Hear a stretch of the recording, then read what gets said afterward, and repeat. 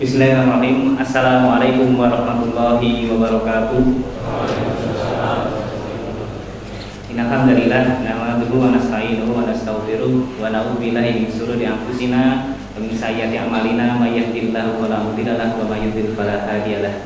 Asyhadu an la ilaha illallah wahdahu la syarika lahu wa asyhadu anna Muhammadan abduhu wa rasuluh la nabiyya wa la rasula ba'da.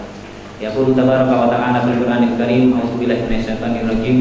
Ya ayyuhalladzina amanu taqullaha haqqa tuqatih wa la tamutunna illa wa antum muslimun. Fa inna asdaqal hadits kitabullah wa khairul hadi hadi Muhammadin sallallahu alaihi wasallam wa sharrul umuri muhdatsatuha wa kullu muhdatsatin bid'ah wa kullu bid'atin dhalalah wa kullu dhalalatin finnar. Allahumma arhamna bil Qur'an. Hadirin hadirat yang saya hormati Allah Subhanahu wa taala. Alhamdulillah puji syukur kepada Allah Subhanahu wa taala bahwa pada kesempatan malam hari ini, kesempatan di malam yang baik ini, kita masih diberikan banyak sekali kenikmatan oleh Allah.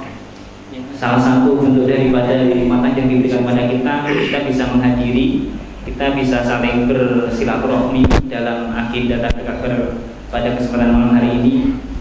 Semoga dengan kita menghadiri acara pada malam hari ini adalah salah satu bentuk rasa syukur kita kepada Allah Subhanahu wa taala.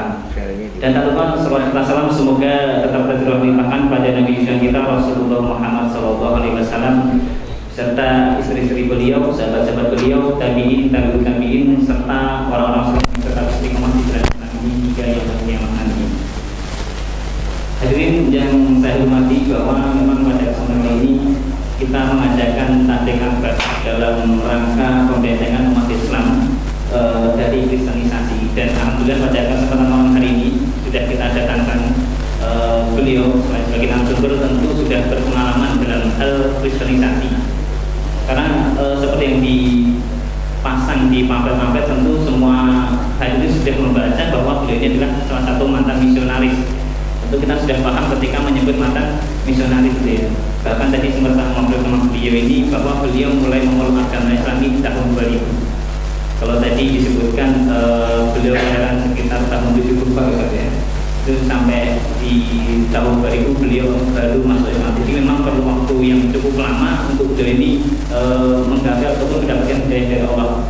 Dan tentu kita harus bersyukur ketika melihat ya sepak terjang dari pada saudara-saudara kita yang beliau ini ketika mendapat hidayah dengan umur yang sudah sekian banyaknya. Sedangkan kita, terutama yang di mayoritas di masyarakat Malaysia ini, kebanyakan adalah umat Islam sejak lahir. Tapi nggak apa-apa, dengan begitu ada ibrah ataupun ada pelajaran di dalamnya, nanti beliau bisa sampaikan perjalanan hijrah beliau dan juga beberapa agenda daripada kristenisasi yang terdapat di Indonesia ini. Baik, langsung saja tanpa panjang lebar untuk kesempatan kali ini. So, nanti kita akan sampai jam 10 dan juga nanti akan kita buka di sesi tanya jawab. Jadi nanti kalau ada pertanyaan-pertanyaan yang muncul dari para hadirin semua, insya Allah nanti akan dijawab juga selama waktu memungkinkan. Thanks, sejak langsung saja.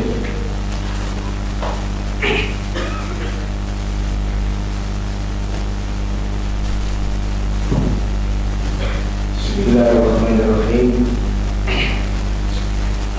Assalamualaikum warahmatullahi wabarakatuh.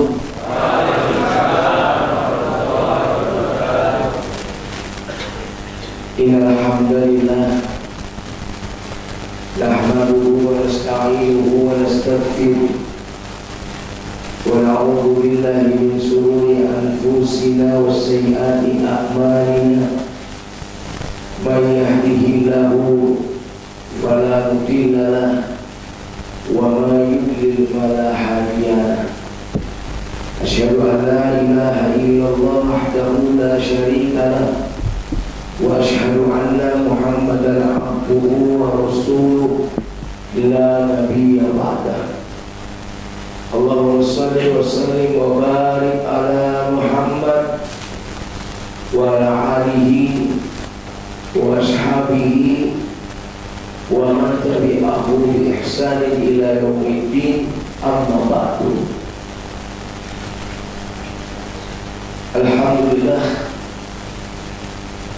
kita selalu memanjatkan rasa syukur kita kepada Allah Subhanahu wa taala karena pada kesempatan di malam hari ini Allah masih memberikan kenikmatan yang besar kepada kita, yaitu kenikmatan berupa menjalankan ibadah salat Isya secara berjamaah, kemudian dilanjutkan dengan mendengarkan tausiah Habib Akbar, di mana ayat-ayat Allah dibacakan dan diterangkan.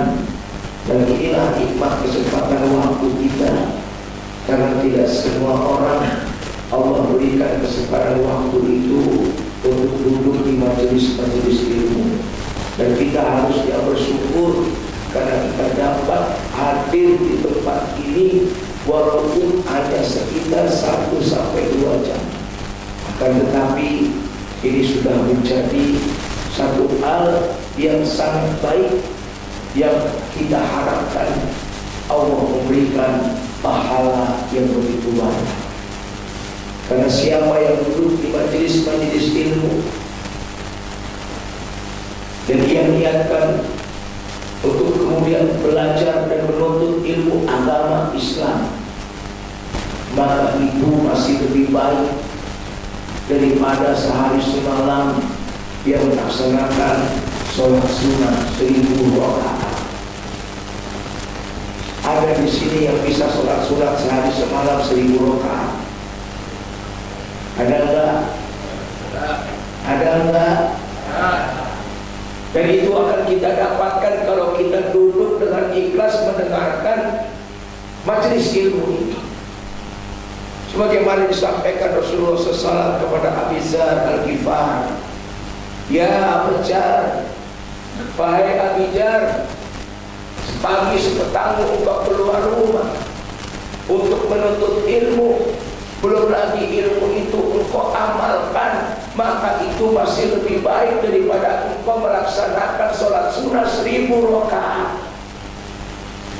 Artinya pahala 1000 rakaat akan kita dapatkan kalau kita duduk di majelis ilmu walaupun sesaat, tapi asal ikhlas.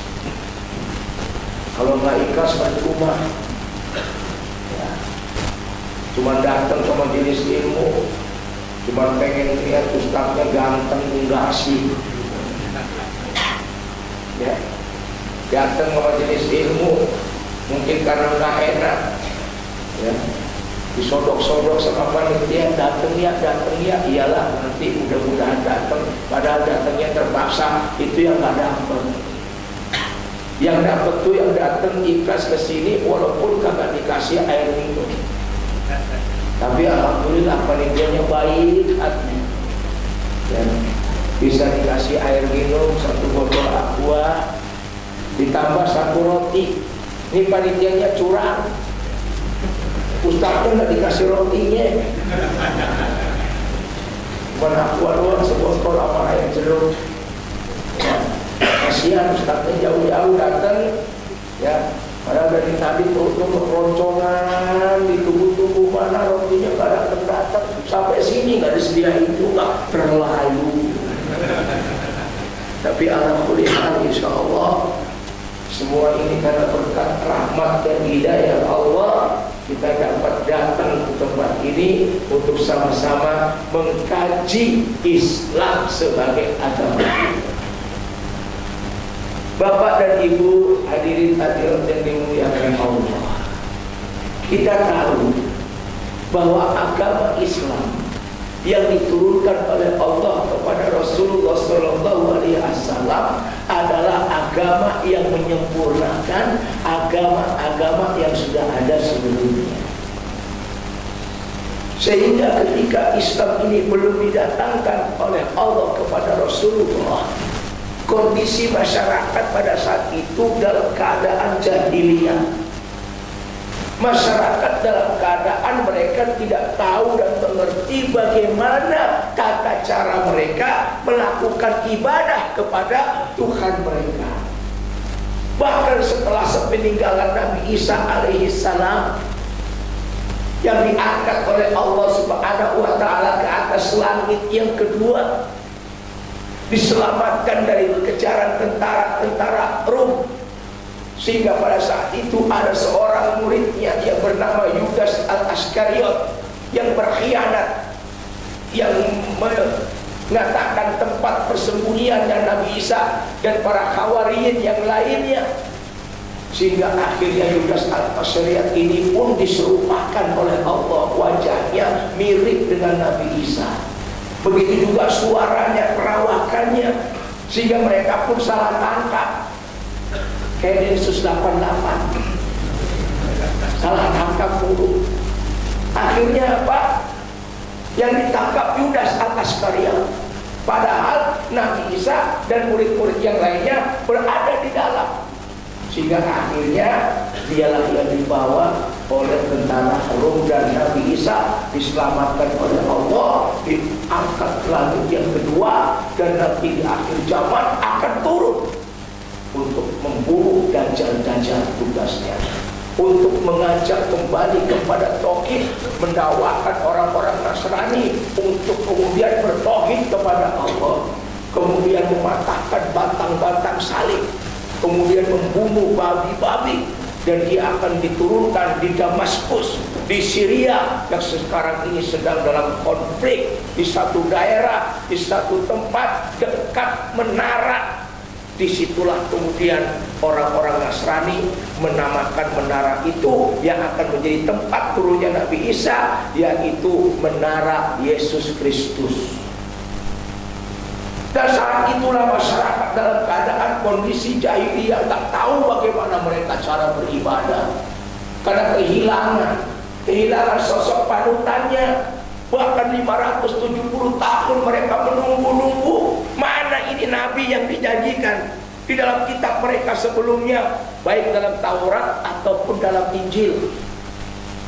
Dinanti-nanti kedatangannya, sehingga maka mereka banyak yang menyembah kepada berhala, menyembah kepada patung-patung mereka sendiri yang dibuat mereka sendiri. Yang kaya buat patung dari emas, diukir sedemikian rupa, sama dengan kemudian menyerupai makhluk Allah yang lainnya. Akhirnya disimpan di tempat yang aman. Ketika malam mereka datang, mereka sembah patung buatan sendiri. Yang setengah miskin hanya bisa bikin dari kuningan dan perak, diukir sedemikian rupa, kemudian ditaruh di tempat aman. Setelah malam mereka datang, mereka sembah patung buatan mereka sendiri. Begitu juga yang miskin, hanya bisa buat patung dari adonan tepung terigu sama telur, dibuat sedemikian rupa menyerupai makhluk Allah yang lainnya. Akhirnya ketika ditaruh di tempat yang aman, malam hari mereka datang, kemudian sembah patung buatan mereka sendiri. Dan ketika malam mereka lapar, mereka makan Tuhannya sendiri. Masya Allah. Itulah kondisi masyarakat menjadi masyarakat jahiliyah, masyarakat yang tidak mengenal akan tata cara bagaimana mereka berhubungan dengan Allah. Dan itulah dinamakan zaman jahiliyah. Akhirnya dengan kasih dan sayangnya Allah Subhanahu wa ta'ala, Allah turunkan di tengah-tengah mereka seorang Rasul telah diutus dengan membawa petunjuk dan agama yang hak. Dalam surat As-Saff ayat ke-9 Allah berfirman, "Walladzi arsala rasulahu bil huda wa dinil haqq liyudhhirahu 'ala dini kullihi walau karihal musyrikun." Dialah Allah yang telah mengutus seorang Rasul di tengah umat yang sedang damai, yang menanti-nantikan kedatangannya, yaitu dengan membawa petunjuk agama yang benar untuk dimenangkan, dijohirkan atas agama-agama yang ada sebelumnya. Tetapi orang-orang musyrik sangat-sangat membenci dinul haq, agama yang diturunkan kepada Rasulullah, yaitu Islam. Kemudian huda adalah petunjuk yang diturunkan oleh Allah kepada Rasulullah berupa Al-Quran. Sekaligus Allah menurunkan petunjuk berupa Al-Quran dan agama yang hak berupa Islam, sebagaimana yang dijanjikan sebelum di kitab mereka, baik Taurat dan Injil. Akhirnya banyak orang-orang musyrik membenci. Nah, kebenciannya bukan kepada Rasul.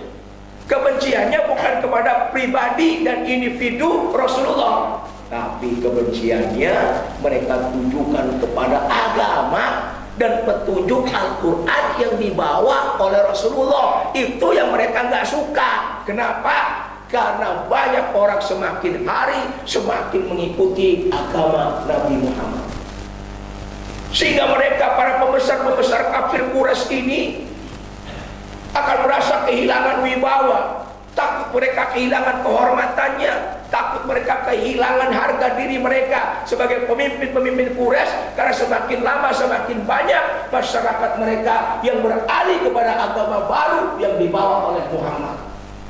Akhirnya mereka pun halangi dakwah Rasulullah SAW. Mereka tawarkan Rasulullah SAW, mau wanita yang paling cantik di negeri Mekah ini aku akan berikan engkau, hai Muhammad. Kau mau jadikan istri, silakan. Engkau mau kekayaan, aku akan kumpulkan semua kekayaan ini dan aku berikan kepada engkau, asalkan engkau mau meninggalkan dakwahmu. Ini adalah merupakan suap yang dilakukan oleh kafir Quraisy, penduduk musyrik, kepada Rasulullah. Mau apa aja diberikan. Mau jadi raja, silakan, diangkat jadi raja. Tapi apa? Rasulullah tetap bertahan. Dia tidak mau dengan tergiur dengan urusan-urusan seperti itu. Rasul tetap melancarkan dakwanya. Dibujuklah pamannya Abu Thalib agar menghentikan sepak terjang kemenakannya, agar menghentikan dakwanya, karena mereka takut kehilangan wibawa. Akhirnya mereka pun melakukan serangan-serangan yang bertubi-tubi, menganiaya para sahabat-sahabat yang sudah masuk Islam. Bahkan bukan hanya sahabat yang dianiaya, Rasulullah pun tak lepas daripada penganiayaan. Rasulullah ditimpukin tai otak, Rasulullah kemudian disiram dengan kotoran kuda, Rasulullah kemudian dicaci maki, Rasulullah kemudian difitnah, Rasulullah kemudian ditimpuk dengan batu, diembargo ekonominya, bahkan diusir dari kampung halamannya. Tapi Rasulullah tetap tegar. Rasulullah mengatakan kepada pamannya, wahai pamanku, walaupun matahari diletakkan di tangan kananku dan bulan di tangan kiriku, aku tidak akan melepaskan dakwah ini. Ketika Allah memberikan kemenangan kepadaku, atau aku hancur bersama dakwahku. Ini pemimpin yang istiqomah, pemimpin yang gak pelin-pelan, yang gak bisa disuap dengan apapun juga. Coba sekarang banyak pemimpin-pemimpin, ya, dikasih perempuan cantik, klepek-klepek. Kayak bupati mana tuh yang selingkuh sama istrinya polisi? Bupati Katingan, subhanallah. Ini bapak ngikutin berita terus nih. Apalagi kalau beritanya masalah perselingkuhan, waduh, luar biasa ya. Dan ternyata Rasulullah tidak mempan apapun juga, sehingga akhirnya Rasulullah SAW pun mendapatkan tekanan bertubi-tubi. Dan ternyata subhanallah, akhirnya di antara para sahabat itu ada yang tidak kuat juga menanggung beban begitu beratnya. Ada sampai yang terpaksa kemudian karena disiksa, dia terpaksa mengatakan Lata, Uzza, Hubal, Tuhan-Tuhan orang-orang kafir. Dan pada akhirnya sampai hari ini Islam yang dibawa Rasulullah SAW dapat kita rasakan. Islam yang dibawa Rasulullah SAW dapat kita laksanakan. Itu kenapa? Berkat jasa Rasulullah SAW mendakwakan Islam, begitu juga jasa para sahabat-sahabat, jasa para tabi'in, kemudian jasa ulama-ulama kita terdahulu. Maka kita harus berterima kasih. Kenapa? Karena mereka lah yang akan menyampaikan Islam ini sehingga kita dapatkan. Tapi pemusuhan mereka tetap akan terus berlangsung sampai hatta yaumul kiamah nanti. Allah berfirman dalam surat Al-Baqarah ayat 200, ayat 120, ayat 217, ayat 109. Walan tarda ankal yahud walan nasara hatta tattabi'a millatahum qul inna hudallahi huwal huda. Mereka orang-orang Yahudi dan Nasrani di kalangan kafir tidak akan pernah ridho, tidak akan pernah suka terhadap kalian orang Islam sebelum kalian mengikuti agama mereka. Dan siapa yang lebih baik dari petunjuk selain daripada petunjuk Allah?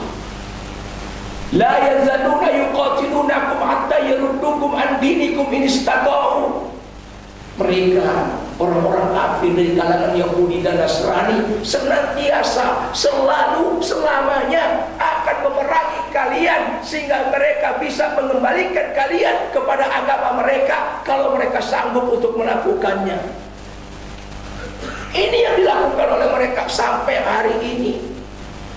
Sehingga gerakan-gerakan Yahudi, Zionisme, gerakan-gerakan kemudian Nasrani, irtidat dan Tansyria begitu hebatnya sehingga mereka melemahkan orang-orang Islam, berusaha untuk menjauhkan orang-orang Islam daripada agamanya, sehingga banyak orang-orang Islam yang mereka memang keterbatasan ilmunya, banyak yang kemudian mereka murtad. Mereka kemudian dibodoh-bodohi dengan mengatakan bahwa semua agama itu sama. Bu, ibu, ayo. Mereka mengatakan bahwa semua agama itu sama. Benar enggak? Benar enggak? Bahwa semua agama itu sama. Ini pernyataan batil. Ini pernyataan yang menyesatkan. Sehingga karena semua agama itu sama, mereka orang-orang Islam akhirnya terperdaya. Kenapa? Sehingga ketika mereka mengucapkan salam maaf para pejabat-pejabatnya, Assalamualaikum warahmatullahi wabarakatuh, salam sejahtera bagi yang beragama lainnya, Om Santi Santi Santi Om. Mereka menukar akidah, mereka memutar-balikan akidah, mencampurkan akidah. Merata bisul haqqa bil batil wa taktumuna haqqa wa antum ta'lamun, mencampurkan kebatilan-kebatilan begitu hebatnya. Karena mereka nggak tahu memberikan ucapan selamat kepada orang-orang kafir selain yang beragama Islam haram hukumnya. Karena mereka nggak tahu kenapa dibodoh-bodohi semua agama itu sama. Bolehlah kalau kita lihat semua agama itu sama.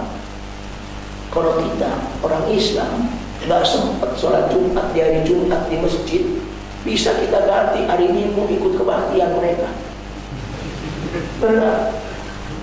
Kalau orang Kristen nggak sempat ikut kebaktian di hari Minggu, mereka bisa ganti dengan apa? Jumatan di hari Jumat. Kenapa? Agama sama. Yang penting yang di atas agak ada apa-apa. Ya kan? Kalau mereka nggak sempat orang Kristen kebaktian hari Minggu di gereja, orang Islam Jumatan di masjid, bikin janji tuh hari Rebo pergi ke kelenteng berdua. Sama kan agama? Bener nggak? Nggak ada bedanya. Sehingga apa? Menghalalkan kawin campur agama. Mau Kristen kayak mau Hindu kayak mau apa kayak, yang penting lu suka sama suka, silakan. Itu yang akhirnya membuat umat Islam terpuruk. Karena umat Islam tidak mengerti. Padahal Masya Allah, kita harusnya bangga, punya muru'ah, punya harga diri, punya semangat, hamasah, punya giro. Untuk apa? Kita yakini bahwa agama satu-satunya yang diridhoi oleh Allah hanyalah Islam. Inna dina indallahil Islam. Ali Imran ayat 19. Wa may yabtaghi ghaira islami dina fala yuqbal minhu wa huwa fil akhirati minal khasirin. Ali Imran ayat 85. Artinya apa? Satu-satunya agama yang diridhoi Allah hanya Islam. Selain Islam tidak pernah diridhoi oleh Allah. Kata siapa yang mengatakan semua agama itu sama, maka sungguh syahadatnya batal dan harus mengulangi syahadat kembali. Dia sudah mengingkari apa yang dibenarkan oleh Allah, bahwa satu-satunya agama yang diridhoi adalah Islam. Dan siapa yang mencari selain agama Islam sebagai agamanya, maka amalannya semuanya di dunia dari kebaikannya akan tertolak. Di akhirat termasuk orang yang merugi. Allah masukkan ke dalam neraka jahanam. Subhanallah. Ya, ini Islam, Pak. Sehingga ketika mengetahui kebenaran Islam, berbondong-bondong orang-orang Amerika masuk Islam. Setahun orang Amerika yang masuk Islam jumlahnya sampai 20.000 orang, Pak. Di Eropa, di Belanda, di Swedia, di Polandia, di Turki, kemudian dimanapun juga Islam akhirnya menjadi pilihan. Tapi ironisnya di Indonesia banyak orang yang murtad, yang keluar dari agama Islam. Ar-riddatu minad-din, keluar mereka dari agama Islam. Kenapa? Karena mereka gak yakini bahwa Islam ini adalah agama yang membawa kepada keselamatan dunia akhirat. Islam ini diturunkan sebagai rahmatan lil alamin. Inna arsalnaka kafatan linnasi basira wa nazira. Diutusnya aku ini, kata Rasulullah, untuk memberikan peringatan tentang neraka dan memberitahukan kabar gembira tentang surga. Apa yang tidak ada dalam Islam, Pak? Semua lengkap. Karena Islam ini adalah agama ad-dinus samilu wa mutakamil. Islam ini adalah agama yang sempurna dan agama yang sangat-sangat lengkap. Apa yang tidak ada dalam Islam? Agama mana yang mengajarkan kepada kita dari mulai kita bangun tidur sampai tidur mandi harus dengan doa? Siapa yang mengajarkan kebersihan toharo dari mulai kita buang air kecil dibersihkan, buang air besar apalagi sampai kemudian najis kotoran? Maka ketika kita mau sholat harus suci dan berwudu. Dalam ajaran mana, Pak? Dalam ajaran kami dulu nggak ada. Kadang-kadang suami istri habis berhubungan pagilah langsung pergi ke gereja, nggak pernah mandi dulu. Benar nggak? Iya kan? Kenapa? Nggak mandi dulu, kan najis tuh kan. Tapi nggak ada di gereja itu najis-najisan. Kenapa? Di gereja sepatunya dipakai, di masjid lepas, Pak. Makanya orang bilang, kenapa di masjid itu sendalnya sering hilang? Ya karena dilepas. Kok di gereja nggak pernah hilang, namanya ada sendal di gereja. Ya orang dipakai gimana hilang? Ini dong, nih pahamkan. Jangan jadi orang gagal paham terus. Orang gagal paham ditanya kenapa di masjid itu sendal sepatu sering hilang, apalagi kalau sepatunya bagus. Waduh, ya terang aja mau di masjid ya sering hilang ya. Karena apa? Pertama, karena memang sendalnya di luar dilepas, gak dibawa masuk untuk menghindarkan najis. Ya. Kalaupun hilang juga itu sendalnya, nah ini tergantung jamaahnya. Punya pikiran kotor kagak nih? Atau mungkin jamaahnya lagi ngaji banyakkan tidur. Ustadz dia bilang, ambil yang baik-baik, tinggalin yang buruk-buruk. Diambil sendal bolong yang bagus, sendalnya udah copot, rusak. Katanya Ustadz, ambil yang baik-baik. Ini ada sendal bagus nih, sepatu bagus, mereknya Kickers. Ya, ini ambil. Ya, jangan salahkan saya, salahin Ustadznya yang ngomong. Nah, tuh, kenapa? Ngajinya tidur. Ini Islam ini. Sehingga akhirnya Islam menjadi bulian. Padahal Islam ini agama yang hak. Orang-orang banyak kemudian masuk ke dalam agama Islam karena Islam itu adalah agama yang sangat biasa santunnya. Sehingga akhirnya Islam pun dapat tuduhan dari musuh-musuh Islam. Islam radikal lah, Islam teroris lah, Islam Arab lah. Ya, luar biasa ini kan. Islam otak lah. Ya, kalau mau Islam jangan di Indonesia, di Arab sana. Masya Allah. Ya, kalau kita mau balikin, kalau kamu mau hidup, jangan di bumi Allah. Cari bumi yang bukan milik Allah. Silakan, kemana kalian mau pergi? Ada nggak kira-kira? Planet punya Allah, Laut punya Allah, bumi punya Allah. Kenapa kalian sentimen terhadap Islam? Nah, makanya harus berhati-hati. Inilah musuh-musuh Allah. Ya, bagaimana kita diadu domba satu dengan yang lainnya. Ini gawatnya kita ini orang Islam.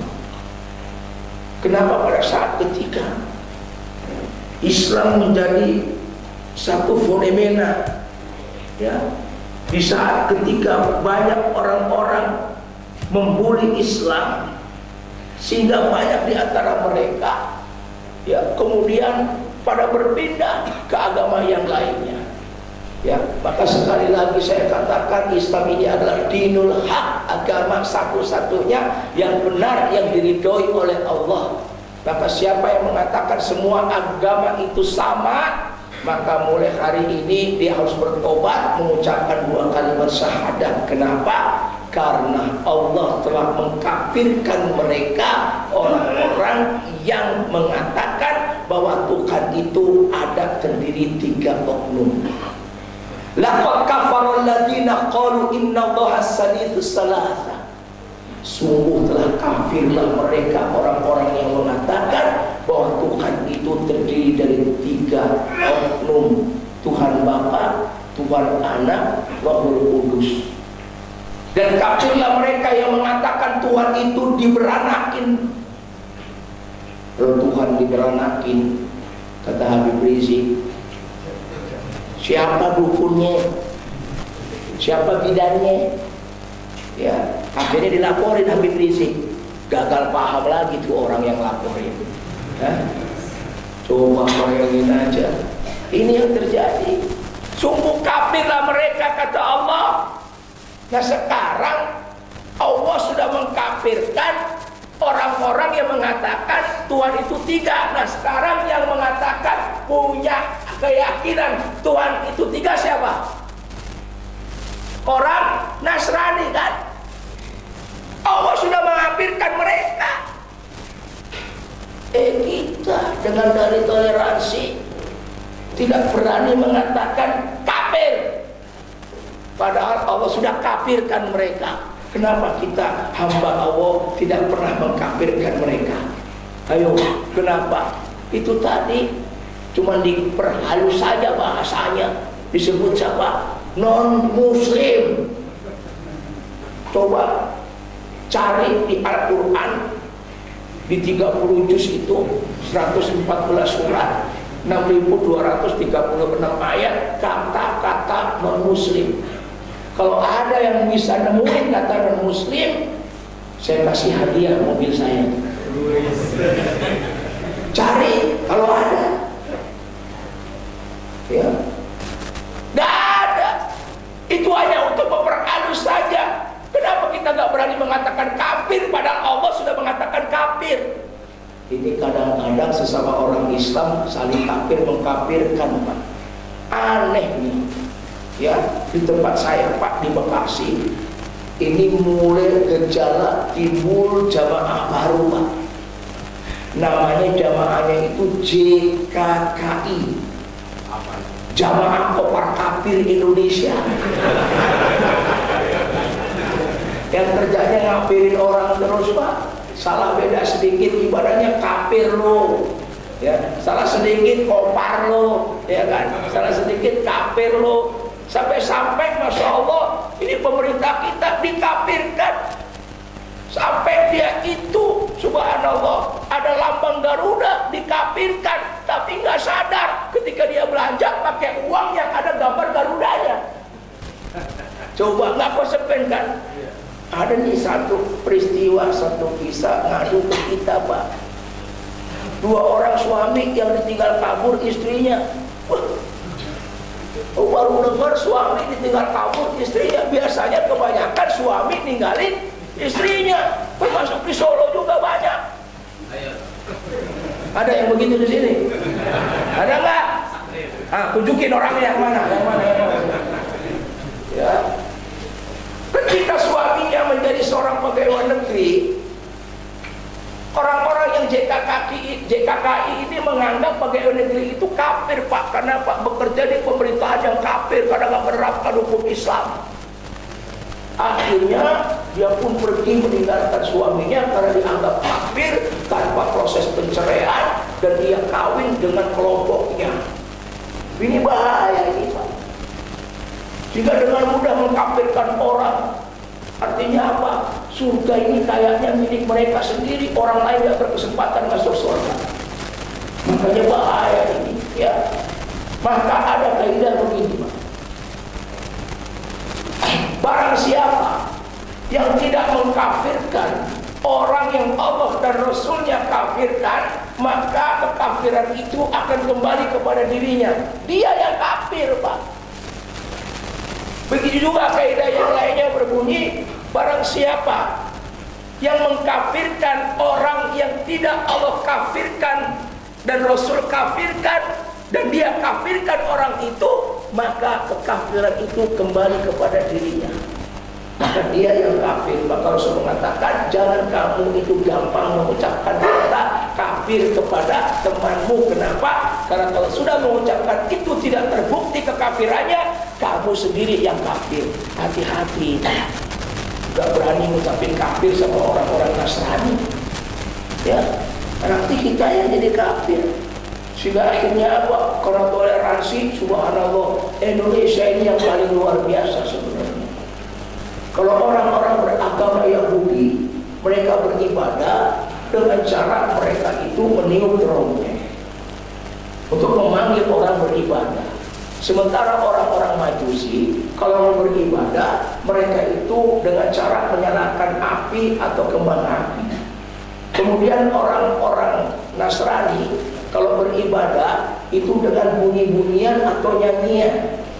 Dan ternyata ketika ibadah itu di Indonesia dilaksanakan dalam waktu yang bersamaan ketika tahun baru oleh orang Islam. Benar nggak? Yang tiup trompet pada tahun baru siapa? Orang Islam. Yang nyalain kembang api siapa? Orang Islam. Yang nyanyi-nyanyi gedembrang-gedembrung itu dengan musik bunyi-bunyian siapa? Orang Islam. Tiga sekaligus ibadah yang orang kafir dilakukan secara bersamaan oleh orang Islam. Adanya di mana? Di Indonesia. Kenapa? Karena inilah target mereka untuk menjauhkan kita dari agama Islam. Yaruddu ala dinikum. Mereka ingin menjauhkan kalian, mengeluarkan kalian dari agama kamu hingga ikut kepada agama mereka. Inilah kejinya pemurtadan, Pak, kejinya kristenisasi yang dilakukan oleh mereka musuh Allah. Sehingga bagaimana kita bisa melihat seperti yang kita tahu sekarang ini, betapa banyak mereka orang-orang yang ketika mereka sudah beragama Islam, yang mereka sudah lahir dari agama orang tuanya Islam, yang mereka punya KTP-nya Islam, tapi ternyata sampai hari ini mereka sendiri tidak bisa pernah membaca Al-Quran. Banyak enggak? Banyak enggak? Banyak enggak di sini? Banyak teman. Sopo wonge? Hah? Ratego. Ngeles dia rumah. Ratego wonge padahal dheweke dhewe. Ada orang Islam ngaku Islam dari kecil, Islam orang tuanya Islam, tapi sampai hari ini mereka masih nggak sholat. Ono supaya ono. Akeh buahnya sampai meneng. Masya Allah, ya, Islam ini agama yang luar biasa, yang gampang sebenarnya kita pelajari, Pak. Kenapa banyak orang-orang masuk ke dalam agama Islam berbondong-bondong? Itu karena mereka belajar tentang Islam. Kenapa banyak orang Islam yang keluar dari agama Islam? Karena mereka meninggalkan Islam. Itu kuncinya sebenarnya. Kenapa saya masuk Islam? Kenapa saya masuk Islam? Ya karena ada hidayah dari Allah. Prosesnya bagaimana? Kita mencari kebenaran itu. Bertahun-tahun saya pelajari Islam hingga menemukan kebenaran yang hakiki. Sampai saya kemudian melihat bahwa Islam ini adalah agama yang sangat-sangat luar biasa. Islam agama yang tidak dipaksakan kepada orang lain. La ikraha fiddin, qad tabayyana rusdu minal ghayy. Tidak ada paksaan dalam agama Islam. Artinya apa? Tidak boleh memaksakan seseorang di luar agama Islam untuk kita tarik, kita paksa, hingga kita ancam untuk masuk ke dalam Islam. Tidak dibolehkan. Kecuali mereka yang sudah masuk Islam harus dipaksa mau nggak mau untuk sholat. Benar nggak?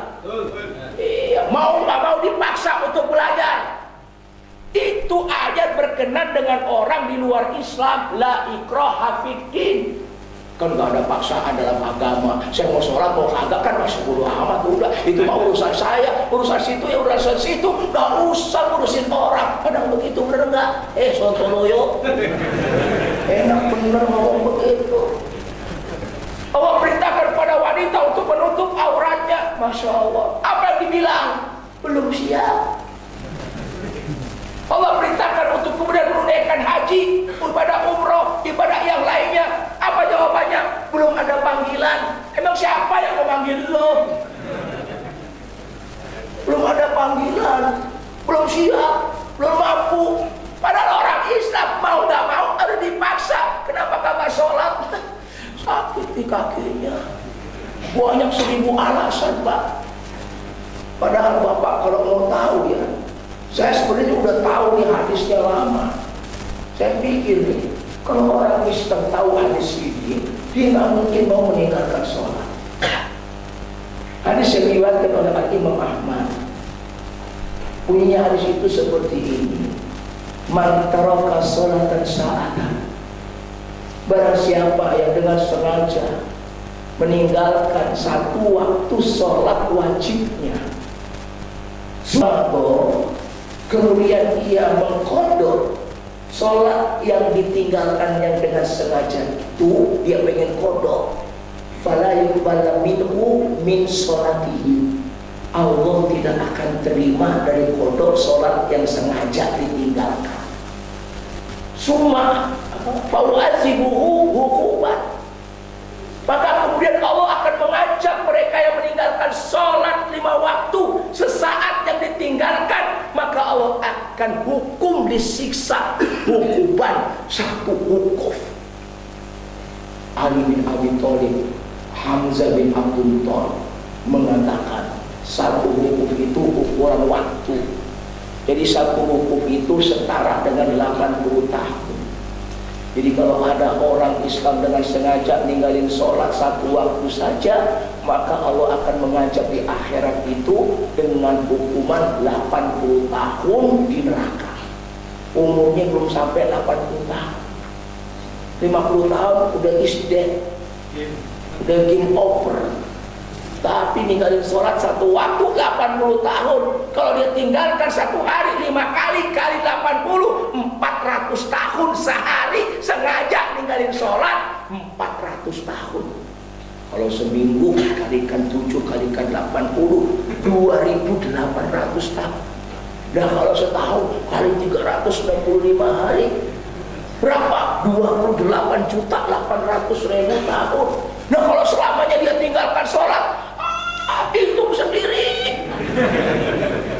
Gak sanggup saya ngitungnya, kalkulatornya gak cukup nolnya. Kenapa? Tapi kita enak orang Islam, mau gak mau dipaksa harus sholat. Ini Islam, Pak. Maka banyak orang-orang murtad dari agama Allah karena meninggalkan ini. Berat loh. Dalam hadis yang diriwayatkan oleh Imam Bukhari dan Muslim dalam kitab An-Nawawi, ya, dalam kitab Riyadhus Shalihin karangan Al-Imam An-Nawawi, diceritakan man taraka sholat al-asr, siapa yang meninggalkan sholat asar dengan sengaja, maka Allah tidak akan menerima amal kebaikannya dari pagi sampai pagi harinya. Bapak haji saat itu tapi ninggalin sholat asar, hilang ibadah haji pahalanya. Bapak korban saat itu ninggalin asar, itu hilang pahalanya.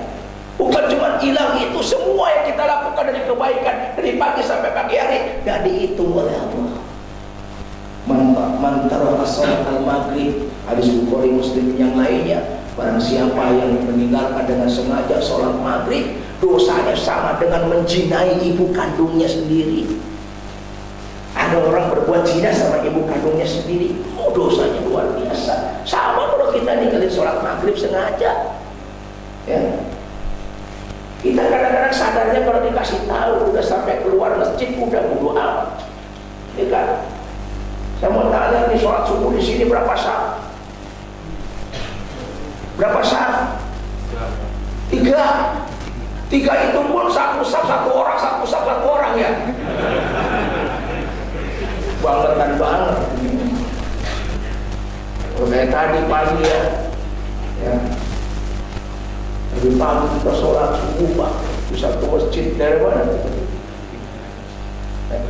Boyolali Pak. Kita sholat di masjid Boyolali.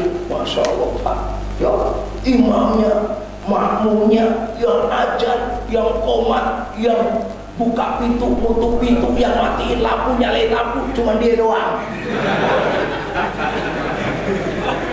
Kita datang subhanallah, dia sendirian sambil berzikir. Saya bilang, ini sholat subuhnya belum selesai, kemana orangnya? Gak taunya cuma dia doang yang sholat subuh di situ. Ya luar biasa, ya kan? Ajar dia, komat dia, jadi imam dia sekaligus makmum. Akhirnya apa? Dia sendirian, yang buka pintu dia, nutup pintu dia, matiin lampu dia, nyalain lampu dia juga. Akhirnya apa? Kok sampai begitu gitulah. Inilah Indonesia. Ya, itulah Boyolali. Kalau ini apa namanya? Apa? Sukoharjo, daerah Klaten. Apa? Kabupaten Sukoharjo. Ternyata luas juga Sukoharjo ya. Tadi Sukoharjo, sekarang Sukoharjo, sekarang Sukoharjo. Mana yang nggak suka Harjo ini? Ya, bisa ya Pak. Allahumma sholli ala Muhammad. Mudah-mudahan menjadi bawa rahmat kepada kita semua. Bapak dan Ibu sekalian, inilah Islam. Makanya bagaimana cara kita ini melihat dan melihat kembali orang-orang kafir itu, kemudian melaksanakan upaya untuk memurtadkan orang-orang Islam dengan cara mereka menjauhkan orang-orang Islam daripada agamanya. Satu persatu dipepesin semua, habisin. Mulai dari sholatnya ditinggalkan, sampai nanti mereka ikut sampai orang Nasrani Yahudi mengajak ke lubang biawak pun mereka akan ikut kita orang Islam. Hati-hati Pak ya. Bahwa metode yang digunakan untuk mengkristenkan orang Indonesia itu banyak Pak ya. Salah satunya membangun gereja di lingkungan orang-orang Islam, itu salah satunya Pak. Di sini berapa banyak gerejanya Pak? Pak Lurah? Tidak ada ya? Alhamdulillah. Artinya hampir 98% atau berapa persen? 100% orang Islam. Alhamdulillah. 100% orang Islam. Berapa keluarga Pak kakaknya? 1.800. Kalau dikalikan 3 satu kakak berapa tuh? Berapa? 5.400. Yang datang 5 juta. Yang datang 5 juta nih.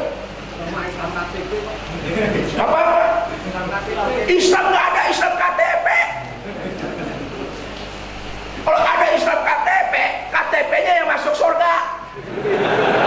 Orangnya nggak di neraka. Ya, Islam KTP artinya ya memang statusnya Islam. Ya, kalau ada Islam KTP, ya, ada namanya Islam Jamaah, ada Pak. Islam Ahmadiyah ada, ya kan? Tapi nggak ada Islam KTP. Kalau Islam KTP ya KTP-nya aja yang masuk surga, orangnya di neraka.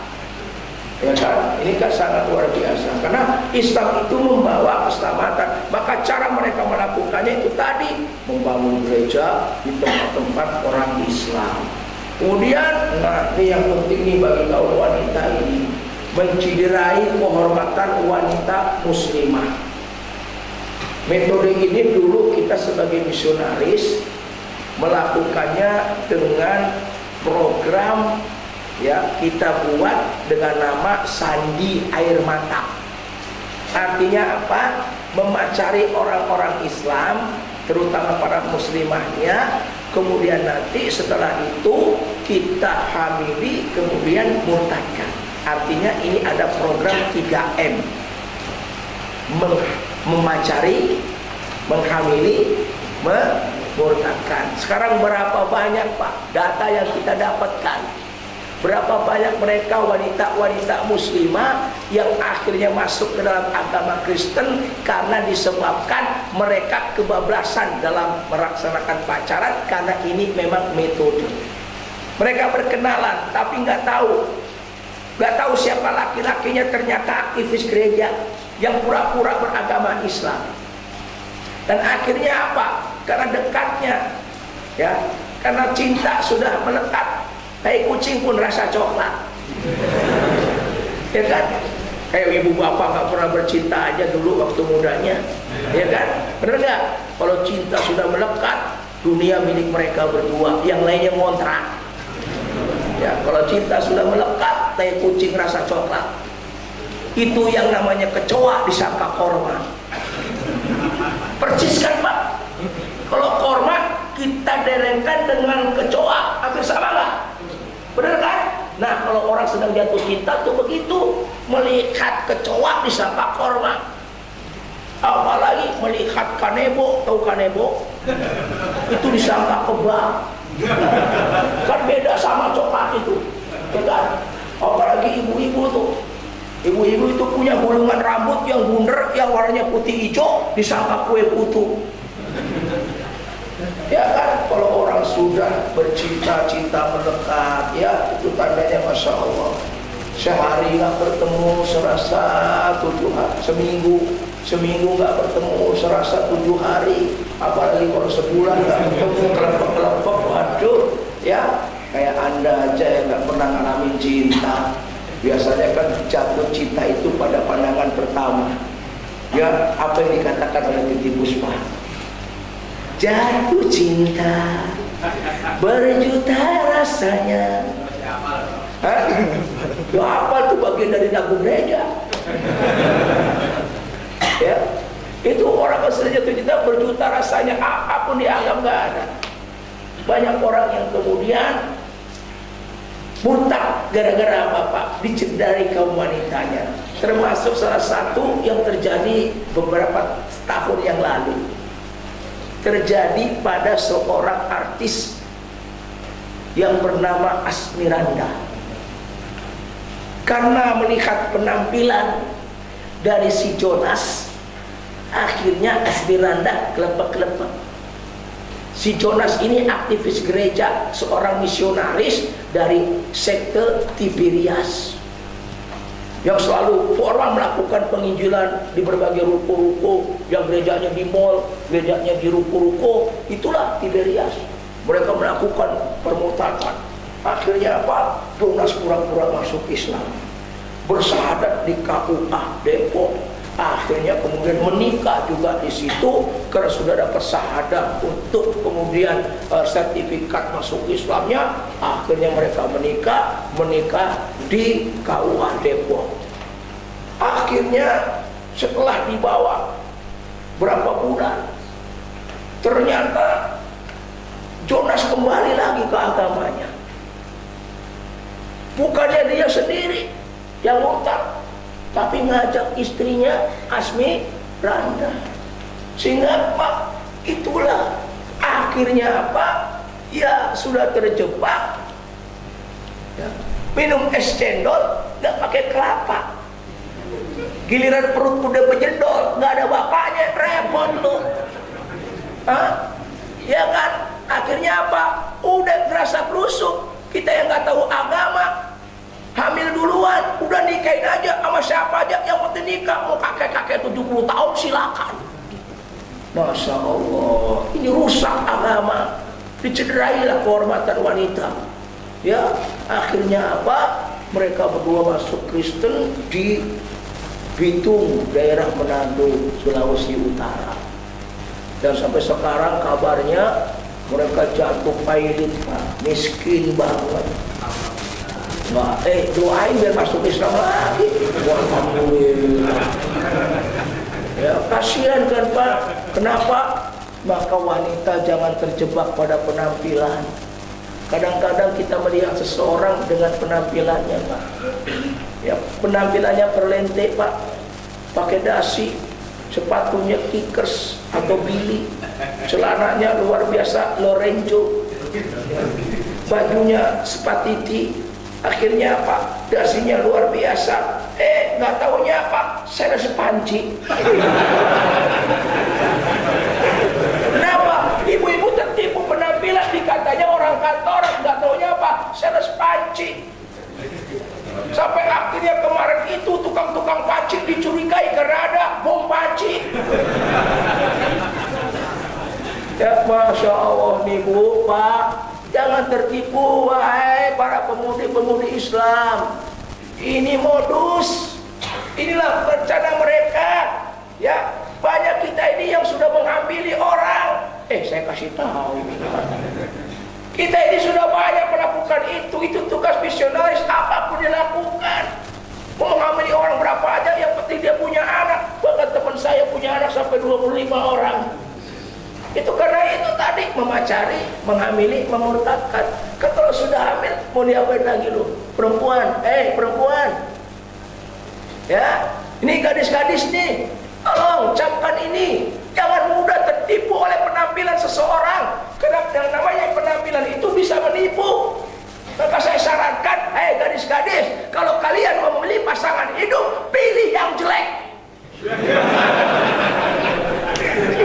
Karena yang jelek tidak akan pernah menipu. Yang jelek tetap istiqomah, gak akan pernah berubah. Kenapa? Karena dari muda sampai tua tetap jelek. Ya, iya. Nih saya tanya sama ibu-ibu, Bu, mending punya suami ganteng tetapi tiap hari nabokin terus, ya, atau punya suami jelek tapi setia?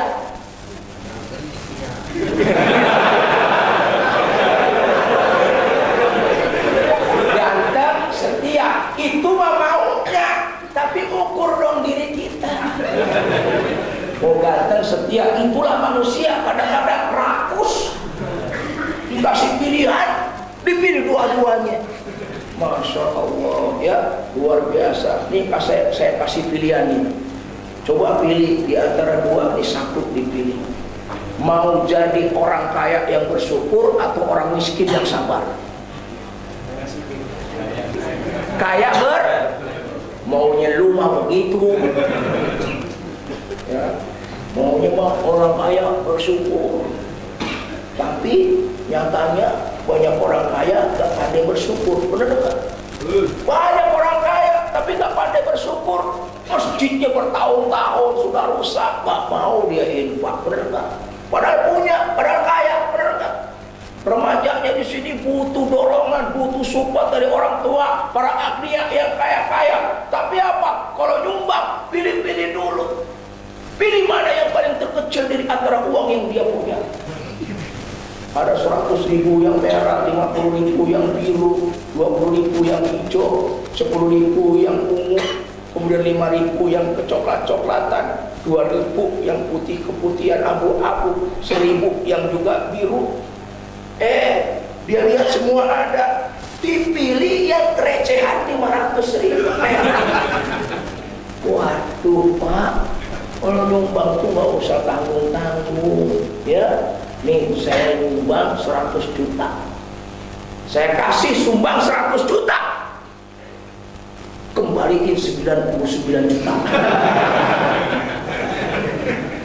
Ini emang dagang pakai kembali, nyumbang pakai kembalian. Ya, di sini ada nih jelas di sana. Saya tahu di sini ada nyumbang pakai kembalian, ya. Nyumbangnya 10.000, kembaliannya 15.000. Itu yang ketawanya gede pengalaman ya. Itu kayak dipakai kamera ini pengalaman, yang ketawanya paling gede masalahnya. Ya kan, pura-pura nyumbang kadang-kadang provokator. Ya ampun, kalau dipikirin ini, ya ampun, padahal kosong. Cuman kita aja tukang tipu ya. Maka harus wanita ini begitu. Pemuda-pemuda, kalau kalian sudah siap untuk menikah, jangan ditunda-tunda, jangan banyak pacaran. Haram pacaran. Kenapa? Belum nikah. Astagfirullahaladzim. Iya, kalau orang Arab mengatakan juban. Kalau segini belum menikah, pengecut lo.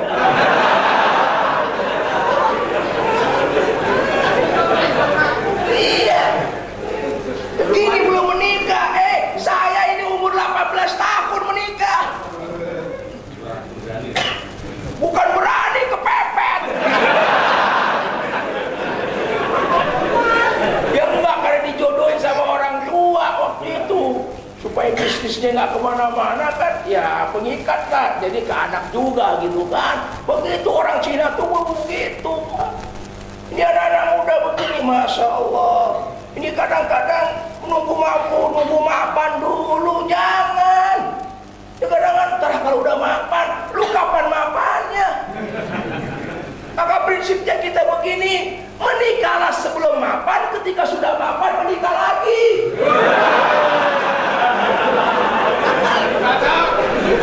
Cocok ya? Emang nih orang ini demenan banget. Apa cocok, apa cocok? Ya, padahal mah kemampuan nggak ada. Ya. Yang depan ini cocok katanya. Wah, cocok semua. Alhamdulillah, insya Allah cocok. Ya, Pak, istrinya berapa? Satu. Nggak pantas dibilang istri. Kalau cuma satu, nggak pantas dibilang istri. Kalau istri itu kalau sudah 3, namanya bukan istri 3. Istri. Ya kan? Kalau cuma satu dipanggil iswan. Kalau 2 istu. Apalagi kalau sudah 3 istri. Dan kalau sudah 4 is the best.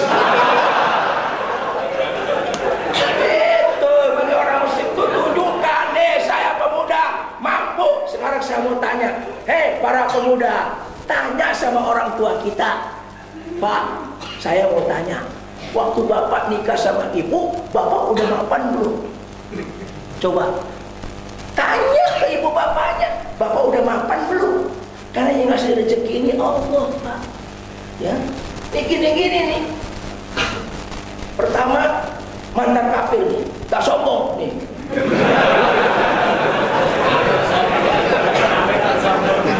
Oh, kafir sombong. Ya, Ahok aja nggak sombong jadi orang kafir. Yakin banget tuh Ahok masuk surga, padahal kafir. Kita orang Islam nggak yakin masuk surga. Kalau masih Ahok yang kafir, kita juga nggak tahu surganya yang mana. Main klaim-klaim aja, gua pasti masuk surga. Ya kenapa? Kalau Tuhan macam-macam, gua lawan juga tuh Tuhan. Hebat itu manusia ya. Akhirnya sekarang apa? Ya mau di penjara, lepek-lepek ya. Surganya di mana? Tuh di kerangkeng ntar. Enak bener tuh orang ya. Nah, ya. Gini-gini juga. Punya anak udah banyak. Saya punya anak 9. Ya. Bisa 1. Nurani, Masya Allah. Manas-manasin aja nih Pak Nurani. Allahu Akbar. Pak Lurah, tolong cariin 1 di sini. Ya. Saya punya anak 9, kalau hidup 11. Itu anak, bukan bekicot. Kadang-kadang kita punya anak aja, Masya Allah, takut. 2 anak cukup, laki perempuan sama aja. Yang namanya laki perempuan udah beda, jenis kelaminnya pun beda, nggak bisa disamain. Ini kadang-kadang kita sama aja, punya anak 2 cukup, dibatasi kelahirannya. Laki perempuan sama aja, ketabrak mobil dua-duanya mati, kagak punya anak lagi loh. Ya kan? Nah kita punya anak 9.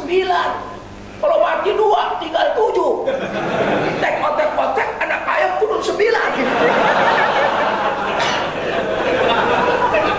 Anak kaya mati semua, bisa berledek. Makanya pilih-pilih kalau memilih pasangan itu. Jangan dilihat penampilannya, tuh si Jonas tuh. Kadang lihat penimbalan, artinya aspirana masuk murtad. Udah berapa banyak Pak. Ini program Sadi Air Mata yang kita lakukan. Ini hanya misionaris yang tahu Pak. Orang Kristen pun yang biasa gak akan pernah tahu. Karena ini ada program untuk apa? Mencederai kehormatan wanita. Maka ada yang namanya Save Maryam. Bantu itu para wanita-wanita. Artinya apa? Kalau Anda cocok, Anda setuju, ya langsung menikah. Gak usah pacaran. Kalau lama pacaran, cintanya udah habis di pacaran. 3 bulan menikah, itu piring, sendok, garpu, penggorengan pindah ke ruang tamu. Ya, berantem mulu, jadi piring terbang, gelas terbang. Ya, biasa begitu. Ya, maka Rasulullah SAW mengajarkan bagaimana perharmonisan suami istri itu kepada kita. Pak, ini Islam mengajarkan. Wanita diperlakukan dengan luar biasanya. Maka mereka berusaha mencederai kaum wanita agar rusak parah. Ini ada kejadian Pak di tempat kami di Bekasi, daerah Kranji, daerah Tambun, bukan di Kranji. Di Kranji beda lagi kasusnya. Ada seorang kiai punya anak perempuan. Pak Kiai ini nggak ngerti, nggak tahu kalau anaknya itu sedang pacaran sama aktivis gereja yang pura-pura Islam. Akhirnya ya itu tadi, karena pergaulannya sudah terlalu bebasnya, akhirnya tadi hamillah si anak perempuan tadi dan minta pertanggungjawaban pada aktivis gereja ini. Akhirnya dia diterima pertanggungjawabannya. Dia mau bertanggung jawab asal ketika menikah nanti nikahnya di gereja. Bagi petir di siang bolong menyambar dirinya Pak, ya tentunya nggak mau dong. Akhirnya dia frustasi, akhirnya dia bunuh diri. Pak Kiainya stres, tekanan batin. Seorang kiai, orang terpandang, punya anak hamil, kemudian bunuh diri, pacarannya sama aktivis gereja lagi. Stres, akhirnya 3 bulan meninggal juga. Ini jangan sampai terjadi. Ya, ini Masya Allah. Bahkan ada kasus lagi namanya Kokom di daerah Kranji, Bekasi. Dia berpacaran dengan aktivis gereja, pura-pura masuk Islam juga. Tapi selama 2 tahun mereka punya anak 2. Ternyata aktivis gereja ini kemudian mengajak kembali istrinya untuk masuk Kristen. Lah, kalau udah punya anak 2, mau diapa itu anaknya kalau dia bercerai? Ya kan? Belum tentu ada laki-laki yang mau. Ya kalau mau mungkin sama dirinya, sama anaknya. Ada yang mau nggak? Kadang-kadang kan enggak. Akhirnya apa? Ya mau nggak mau dia nurut sama suaminya dan masuk Kristen. Allah ya Karim. Perasaan kita Pak pedih melihat orang-orang seperti ini terperdaya. Kenapa? Nggak kuat agamanya. Itulah cara mereka. Dan termasuk salah satu adalah orang kristenisasi itu menyebarkan narkoba. Hati-hati nih. Narkoba itu ditampilkan untuk apa? Menjaring pengikut baru. Cara ini mulai ditemukan hampir bersamaan dengan cara sebelum menadoi kehormatan perempuan. Bahkan dengan menggunakan hipnotis, sihir. Wah, ditepuk sininya. Wah, mudah ikut. Karena kita dulu di misionaris belajar sihir, belajar hipnotis. Ya, kalau ada yang mau dimutakan silakan aja jadi relawan aja sini. Ya, mau nggak? Mau nggak? Kalau nggak mau, ya udah emang gue nggak mau. Ya, itu menyebarkan narkoba, ini pengedar narkoba perusak umat. Maka aparat keamanan, aparat kepolisian, kemudian juga para umaro, Pak Lurah, Pak Camat, Pak RW, Pak RT itu harus bersatu untuk menangkap, karena ini bagian daripada narkoba yang disebarkan untuk kristenisasi. Dan sekaligus apa? Hipnotis digunakan melalui narkoba. Sekarang kata BNN, hampir kurang lebih di Indonesia 5 juta pecandu narkoba. Dan ketika kemudian dilihat, ternyata yang beragama Islam yang paling banyak. Dan 5 juta pecandu narkoba itu baru pecandunya Pak, belum yang pemakai-pemakai yang nggak nyandu. Banyak, apalagi anak-anak kita nih yang kecil-kecil rentan ini dengan seperti itu. Mulainya dari rokok dulu, bener gak? Ya, dari rokok dulu. Ini para ahli hisab ada di sini semua. Gak ada ya? Insya Allah ya, saya yakin kok Pak, kalau orang di Muhammadiyah itu, insya Allah dia merokoknya banyak. Ya, dia merokoknya jarang gitu kan, saya lihat itu ya. Makanya kalau saya lagi pas ceramah ya di organisasi yang lainnya, lagi ceramah gini di belakang ngebul semua. Ya, saya bilang ini kebakaran di mana? Lagi ngaji kebakaran, fotonya pada ngebul di belakang gitu kan. Ya walaupun kita tahu mulanya dari rokok, lama-lama nanti akan ke narkoba, apalagi sekarang ada jenis baru nih ya, tembakau gorila ya, jenis narkoba tembakau gorila. Lihat kejadiannya, itu pilot Citylink mabok gara-gara pakai tembakau gorila. Akhirnya apa? Dipecat. Kenapa? Membawa pesawat mabok, bagaimana? Membawa orang banyak mabok, ya pesawatnya bisa lari kemana-mana. Ya kan, ini bahaya. Ini narkoba bagian daripada upaya untuk kristenisasi juga. Mulanya dari rokok. Ada dulu namanya Ardan. Ardan itu singkatan aku rela ditiduri asal tidak hamil. Itu Ardan. Jangan salah, Bapak aja yang bakal paham. Kita yang tahu Pak ya. Kita yang tahu yang begitu-gituan itu, mereka bikin-bikin rokok, bikin-bikin begitu, ada singkatannya, gak sembarangan.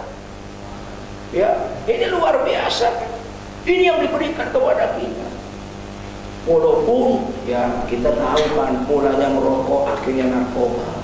Walaupun rokok itu ya, walaupun ada mudaratnya, tapi juga ada manfaatnya Pak. Ya. Gak usah malu-malu ya, ini ahli hisab tunjuk tangan aja dah. Ya, nih saya kasih tahu, rokok itu selain mudaratnya ada, manfaatnya juga ada. Sama juga kayak minuman keras kan, Hammer itu manfaatnya ada, tapi sedikit dibanding mudaratnya lebih banyak. Ya, nah salah satu di antara manfaat rokok, alhamdulillah bagi mereka para perokok, insya Allah akan tetap awet muda. Orang yang perokok itu insya Allah tetap awet muda. Kenapa? Karena dia nggak akan pernah sampai tua.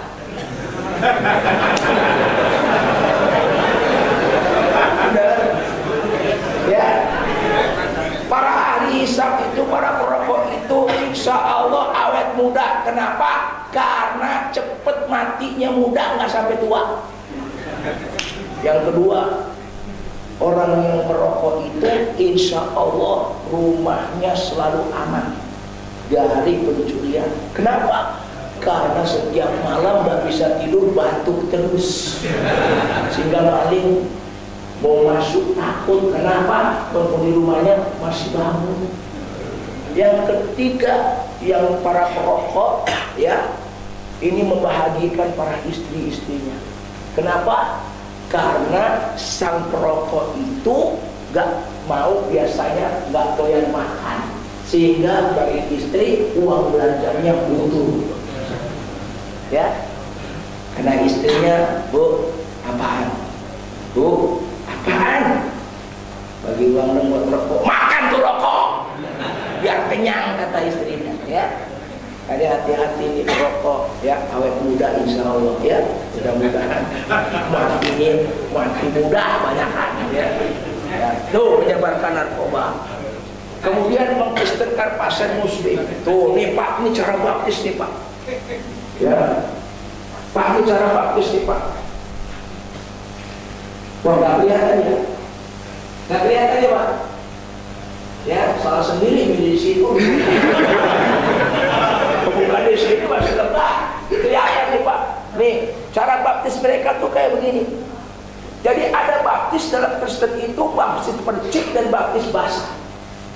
Kalau baptis percik itu cuma sekedar dicipratin, itu namanya diberkati, ya.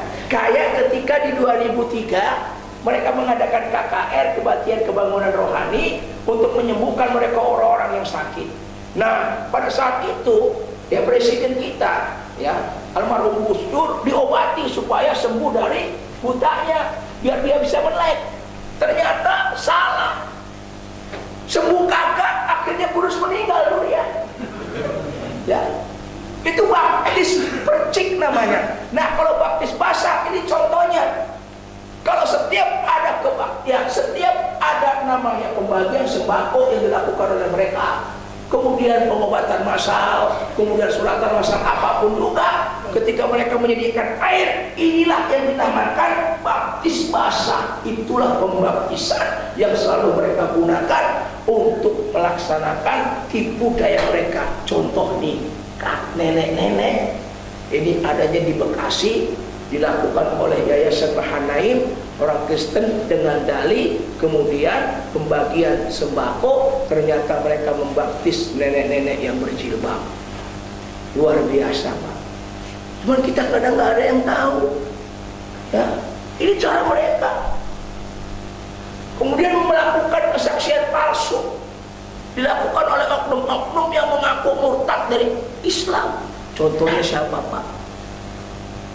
Contohnya ada seorang pendeta yang bernama Yusuf Roni, ngaku dari Islam, haji udah bolak-balik, anak kiai, tapi nggak bisa baca Quran, suruh baca Al-Fatihah kagak bisa. Ya, itu banyak. Pendeta Nurdin, ini nama-namanya Islam semua loh, pendeta-pendetanya tuh. Pendeta Muhammad Nurdin, pendeta Yusuf Roni, pendeta Imanul Haq, Burhanuddin, ya, Yusuf Karamoy. Ini Masya Allah, ya, luar biasa. Mereka melakukan itu untuk apa? Agar orang Islam ini tertarik dan diajak murtad, kesaksian palsu, ya, bahkan mengaku-ngaku sebagai nabi. Kemarin Pak di Cilacap kalau nggak salah ada satu aliran sesat yang kemudian aliran sesat ini berkembang pesat, namanya surga Eden. Ya, mereka pemimpinnya membuat rumahnya yang 5.000 meter itu di belakangnya dijadikan sebagai taman Eden, surga Eden. Siapa yang menjadi pengikutnya karena masuk ke taman itu maka wajib dia telanjang bulat, nggak pakai pakaian. Ya, ini pemimpinnya yang mengaku nabi ke-26 lagi, namanya Tukimin. Maka diajaklah syahadat pengikut-pengikutnya dengan syahadat caranya sendiri. Asyhadu alla ilaha illallah wa ana Tukimin Rasulullah. Ini hancur Pak semua nih. Ya, makanya mari Pak, ayo bentengi nih, perkuat umat Islam ini akidahnya dengan cara bagaimana kita mengenalkan la ilaha illallah, menancapkan la ilaha illallah di dalam diri kita, Pak. Ya, kalimat tauhid yang kita harus tancapkan dalam diri kita. Kenapa? Karena kalimat tauhid ini adalah kalimat ikhlas, kalimat thayyibah, kalimat yang memang berat dilaksanakan, ringan untuk diucapkan. Maka perbaharui setiap saat syahadat kita, Pak. Perbaharui dengan sholat kita, asyhadu alla ilaha illallah wa asyhadu anna muhammadar rasulullah. Kenapa? Karena jangan sampai nanti diri kita ini akan terjebak oleh kemurtatan. Benteng utama akidah yang akan dirusak adalah tauhidnya kita. Lawannya tauhid apa, Pak? Syirik.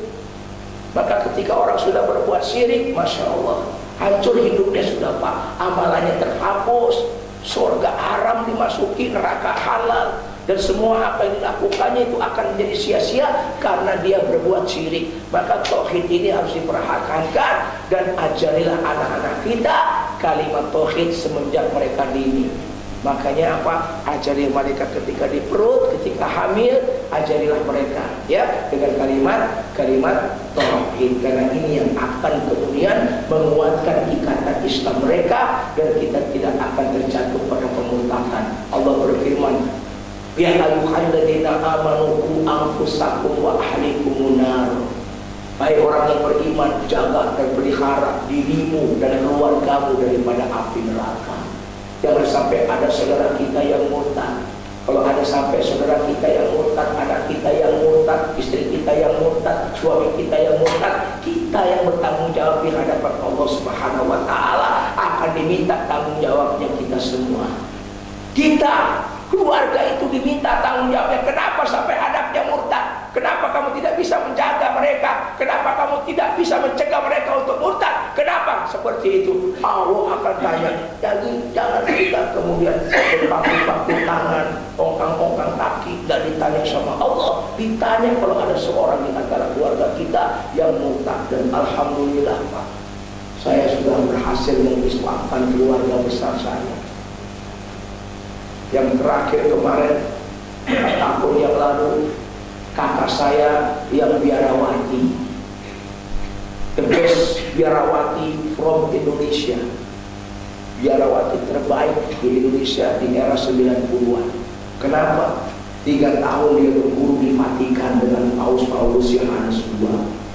5 tahun dia berguru dengan Ustadz Belo, Uskup Belo di Delhi, di Timur Timur, dan dia menjadi biara terbaik.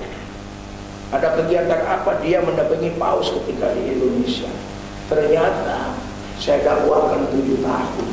Gara-garanya apa Pak?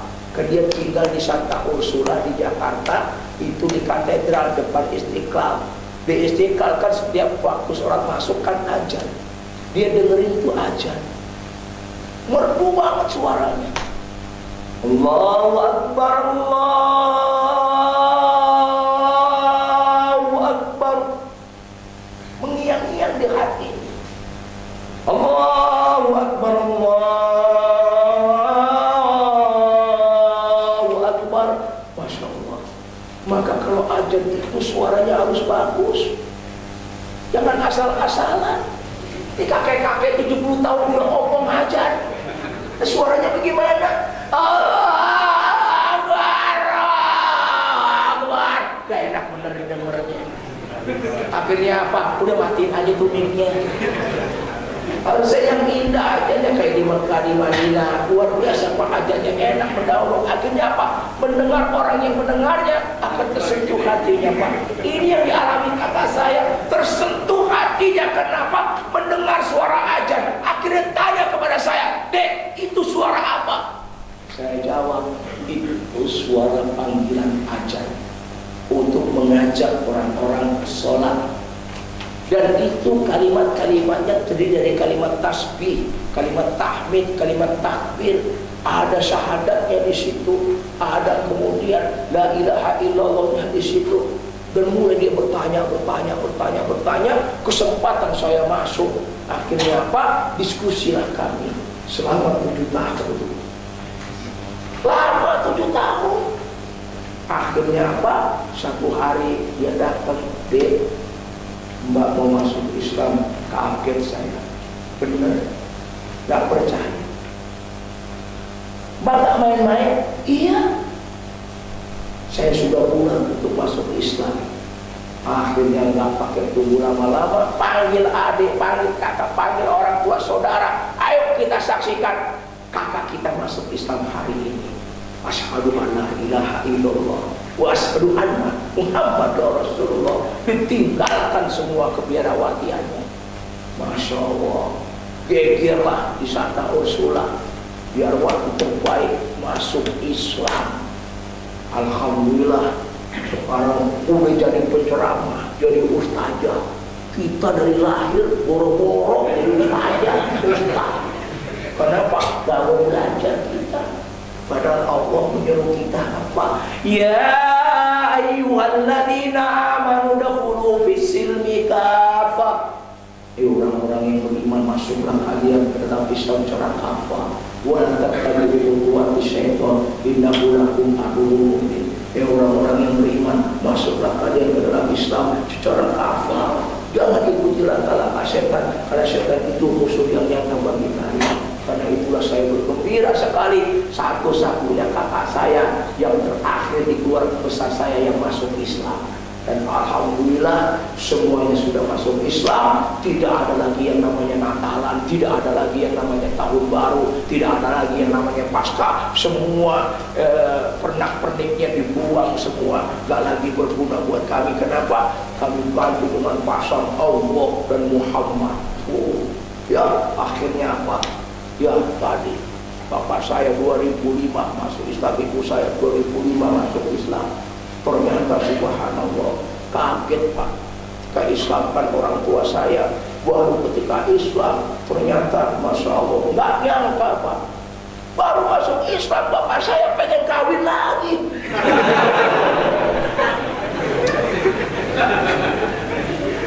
Baru masuk Islam pengen kawin lagi. Akhirnya apa? Dipanggil kita anak-anaknya, ayo anak-anak kumpul, bapak besok mau kawin. Kaget kita, mau kawin. Dia baru masuk Islam kemarin, bapak mau kawin sama siapa? Pokoknya bapak mau kawin, titik, gak ada boleh yang nolak. Ya namanya bapak saya militer Pak, ya kan, bapak saya tentara angkatan udara, komandan di Abdurrahman Saleh, komandan di Kalimantan.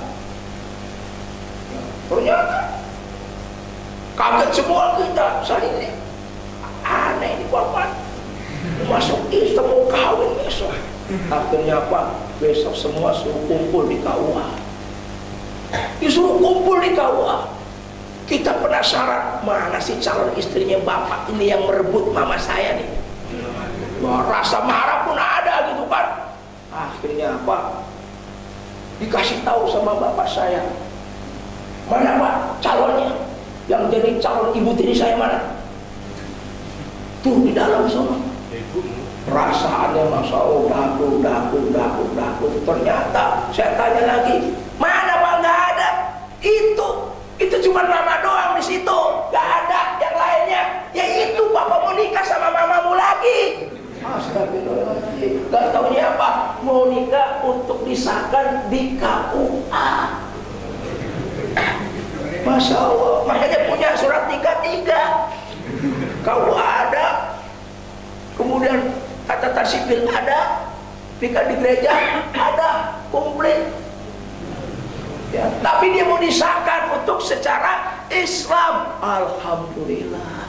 Ternyata Masya Allah, belajar ngaji cepet banget ngajar ngajinya. Ternyata berapa minggu saja sudah bisa baca Quran Pak. Kita ajarin ngaji, seminggu udah bisa baca Quran. Kita punya metode Pak sendiri ngajarinya. Metode kita namakan metode ingat terus anti lupa. Metode belajar Quran 6 jam. Siapa yang nggak bisa baca Quran, belajar 6 jam dengan metode kami, insya Allah besoknya sudah lancar baca Qurannya.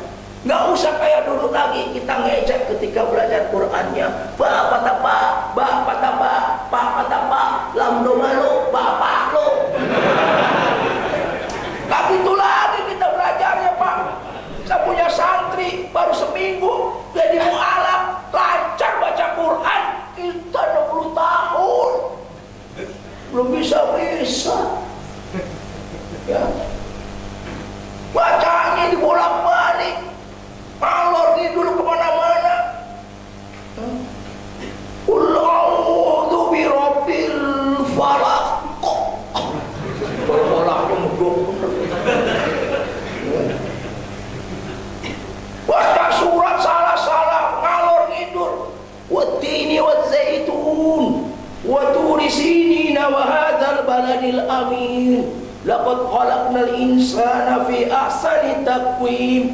Thumma radadnahu asfalas safilin illa alladhina amanu wa amilu solihati wa tawasaw bil haqqi wa tawasaw bis sabr. Jadi imam salah-salah mulu, bacanya ngaco kemana-mana, kebablasan itu. Ya, punya hafalan cuma kulu sama kuliah doang. Ya, bapak punya hafalan cuma kulu sama kuliah doang. Lagi jadi imam ditebak sama makmumnya. Siapa yang imam? Pakai itu yang tua. Dia baca apa dia? Rakaat pertama baca kulu, enggak, biasanya kuliah. enggak, biasanya kuliah. Yuk bahkan sama mulai baca itu imamnya Allahu Akbar. Bismillahirrahmanirrahim. Alhamdulillahirabbil alamin. Arrahmanirrahim sampai ghairil maghdubi alaihim waladdallin. Amin. Baru dia baca bismillah. Bismillahirrahmanirrahim. Qul ya. Bener enggak kata gua? Tebakan gua bener. Qul ya berkafir. Kalau waktu dia kagak mau tebak nih Pak, dia ngapalin surat yang paling pendek dari 114 surat, cuma 3 ayat, surat Al-Kautsar. Karena baru ngapalin, lupa kan, dia baca tuh surat Al-Kautsar. Inna a'toina kal kautsar fasalli li rabbika wanhar. Baru dia mulai lupa. Inna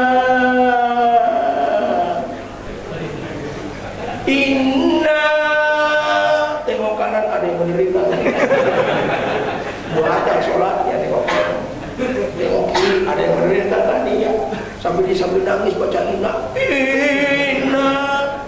Makmumnya pesan dari tadi inna mulu dicerotok dari belakang. Inna lillahi wa inna ilaihi raji'un. Inna lillahi wa inna ilaihi raji'un. Mati imamnya. Ya, maka syarat imam itu kata Rasulullah yang pertama, orang yang paling bagus di antara kalian bacaannya. Itu syarat imam. Yang kedua, orang yang paling banyak hafalannya. Yang ketiga, yang paling faqih, yang tahu agama. Ini kadang-kadang nggak tahu agama, imamnya nggak tahu ilmunya. Biasanya kalau lagi masbuk, ada orang mau ikut imam, dia kan ditepok tuh tangannya, walaupun nggak ada dalam hadisnya untuk nepok pundaknya, ya kan?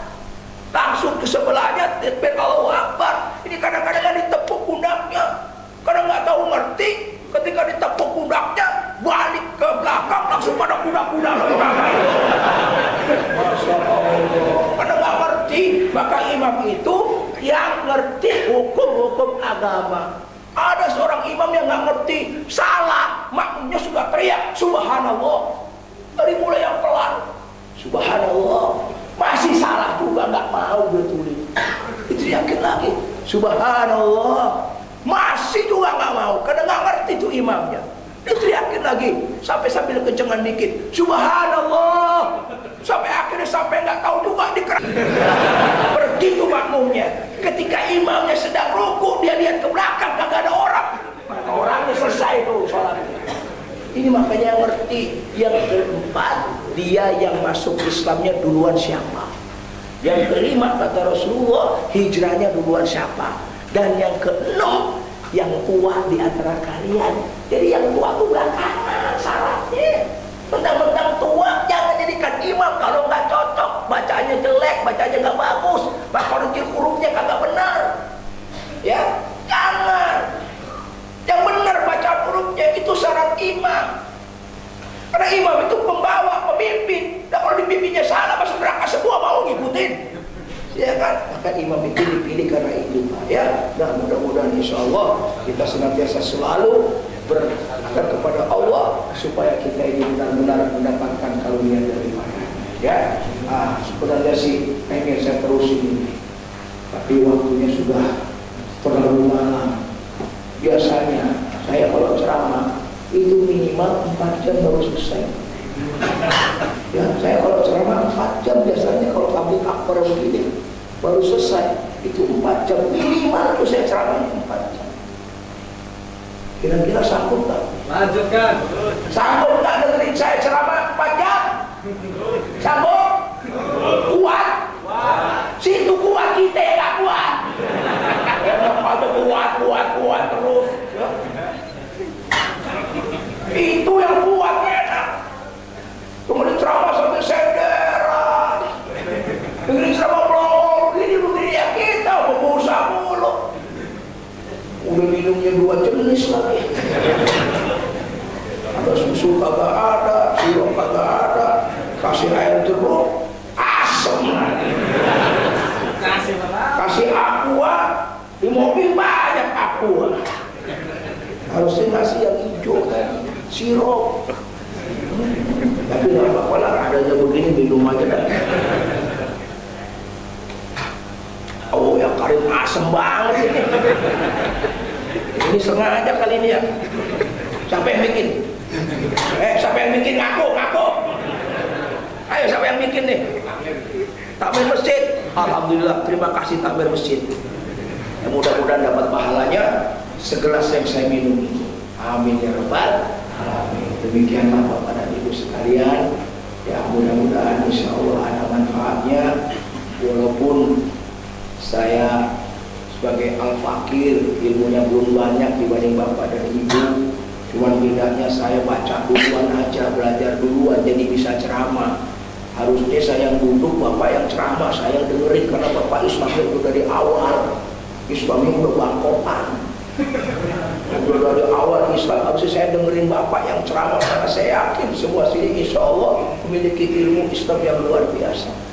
Tapi karena saya sudah baca duluan, saya tahu duluan, maka kewajiban saya untuk menyampaikan. Kalau salah datangnya dari saya, yang benar datangnya dari Allah. Ibu ilal Islam mastaqatu. Wa taufiqi illa billah alaihi tawakkal wa la yu'min. Wassalamualaikum warahmatullahi wabarakatuh. Terima kasih ya untuk ceramah atau tausiah yang sudah disampaikan oleh Ustaz Dr. Haji Ibrahim Abdul Jabbar MPD ya. Lalu memang perlu diketahui bahwa beliau ini dalam rangka roadshow ya kunjungan ke berbagai masjid terutama di Surabaya dan di Kesempatan Malam Hari yang ke-12 Ustaz ya. Dan besok pun masih berlanjut ya, sampai suaranya serak-serak basah dari sana. Alhamdulillah masih bisa bersuara. Masih bisa bersuara ya. Baik, dan ternyata saat ini sudah menunjukkan waktu pukul 22.15 menit ya. Jadi memang kelebihan waktu nanti kita tidak buka sesi tanya jawab Ustaz, karena sudah terlalu lama juga.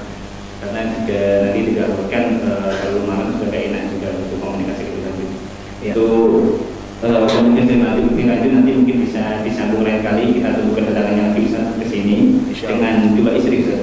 Kenapa? Dengan dua istri. 212. 212 spirit 212 gak ada ya? Mana? Ada. Spirit 212. Setelah banyak orang meninggalkan kegiatan aksi 212, ternyata diaplikasikan dalam kehidupan mereka. Ternyata dua di awalnya, istri dua, satu suami, dua istri, artinya satu diapit dua jadi 4 istri. Itu spiritnya yang banyak. Dan insya Allah nanti GNPF MUI akan mengadakan acara lagi aksi spektakuler tanggal 11 Februari. Ya, aksi bukan Rusin Jilid 4, bukan. Aksi sama. Temanya tegakkan Al-Maidah 54. Sudah saatnya kepemimpinan Indonesia ini dipegang oleh orang-orang Islam yang beriman kepada Allah dan memiliki kriteria sebagaimana kriteria 54 Al-Maidah. Ya, sudah saatnya kepemimpinan di tangan ulama kita. Maka insya Allah sebelum pilkada pilgub di DKI, kalau nanti nggak ada alang melintang, kita akan mengadakan acara aksi ya tegakkan Al-Maidah ayat 54 insya Allah tanggal 11 Februari. Siap untuk datang ke Jakarta? Siap. Siap untuk bela Islam? Siap. Siap tegakkan Al-Maidah 54? Siap. Mari siapkan semuanya. Mulai dari sekarang kita nabung sebanyak-banyaknya. Ya, mudah-mudahan sampai ke Jakarta. Rugi yang gak datang nanti. Ya, acara aksi 411 212 dan nanti dilanjutkan. Dan besok ada acara lagi 161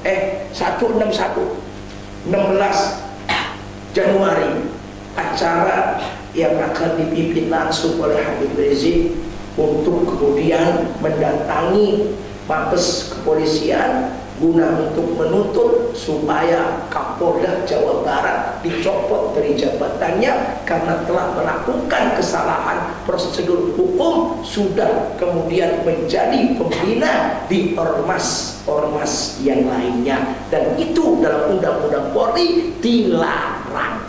Begitu juga yang memprovokasi terjadinya bentrokan antara massa GMBI dengan massa Laskar Umat Islam, termasuk di dalamnya FPI. Besok dari Al-Azhar di Kebayoran Baru, insya Allah jam 7, jam 8 mereka sholat dua semua, jam 9 berangkat jalan kaki ke Trunojoyo, ke Mabes Kepolisian, untuk kemudian meminta supaya Kapolda Jawa Barat yang telah melakukan provokasi sehingga terjadinya bentrokan antara Laskar Umat Islam dengan GMBI, maka insya Allah kita yang mungkin gak bisa datang, doakan mereka supaya mereka diberikan kekuatan dan keistiqomahan. Ya, saya seharusnya datang berangkat, tetapi ya hari ini tinggalkan 2 acara besar di Al-Azhar, di Kebayoran Baru. Hari ini tadi pagi juga sudah ada subuh berjamaah, ya, spirit pengajian politik yang dihadiri oleh Habib Rizik juga, pengurus GNPF, Bakhtiar Nasir, dan yang lain-lainnya. Dan mudah-mudahan insya Allah kita siapkan diri kita, spirit 212 akan membawa kepada kita pada persatuan, dan insya Allah akan menambah keimanan kita. Ya, mari kita siapkan diri kita sebaik-baiknya. Insya Allah nanti ada pengumuman yang berlanjut, nanti kemungkinan besar apakah akan kemudian waktunya dirubah atau tidak, tunggu nanti insya Allah di media-media sosial apa yang menjadi pengumuman kita untuk saat ini. Sementara belum ada perubahan, tapi mungkin kalau ada hal-hal yang bisa dirubah, ya kita akan kabarkan secepatnya buat kita semua. Ya, takbir, Allahu Akbar, Allahu Akbar, Allahu Akbar. Baik, terima kasih untuk tambahnya dari Ustaz Berat Abdul Jabbar MBG, dan saya kira cukup untuk bersama kita malam hari ini di acara inti Takbir Akbar, dan kurang lebihnya saya juga mohon maaf. Waktu sebelumnya saya kembali kepada MC. Wassalamualaikum warahmatullahi wabarakatuh. Waalaikumsalam.